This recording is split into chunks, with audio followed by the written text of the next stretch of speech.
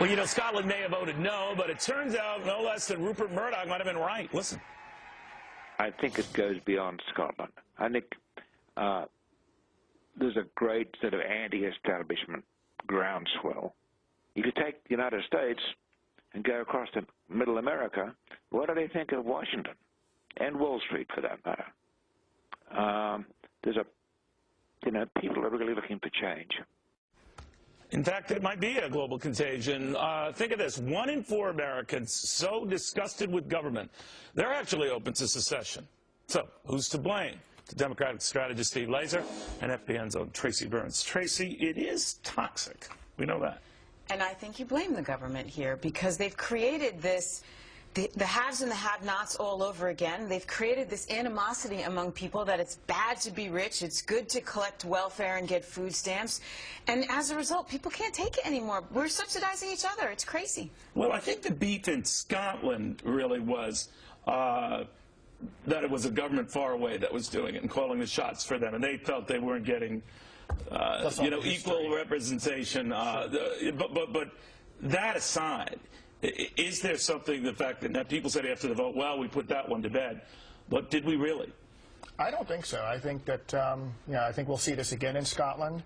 I was actually happy to agree with Tracy for a change about what's going on here in the United States.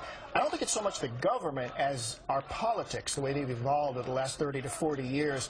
Politicians are rewarded for being as partisan and uncooperative to the other side as possible. We've got to find a way to reverse that. I mean, you look at politicians who have tried to reach across the aisle, they've been absolutely pummeled by their own party. I don't know if it's not so much. I see where you're coming from. I think it's this idea that they're not benefiting. And this chasm between the rich and the poor that's widened in conservative and liberal-run governments across the world. It's the people saying, what am I getting for this?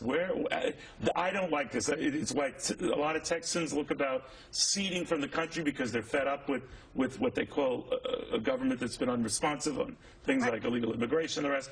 But it is festering out there. How bad does it get, you think? I think you're going to see it in the polls, or at least I hope you see it in the polls, because that's the only way to fix this. You got to vote the bums out, Neil.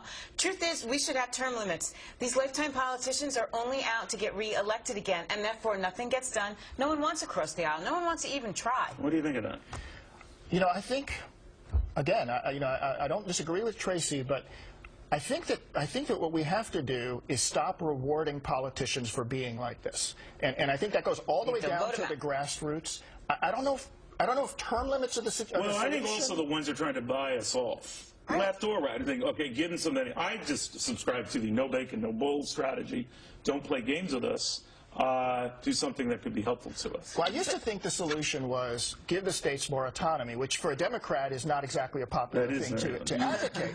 The problem is it's not so much a state. Yes, sure, we have red states and blue states that tend to vote that way, but it's more of a rural versus urban thing. So you can't just solve the problem by giving the states more autonomy.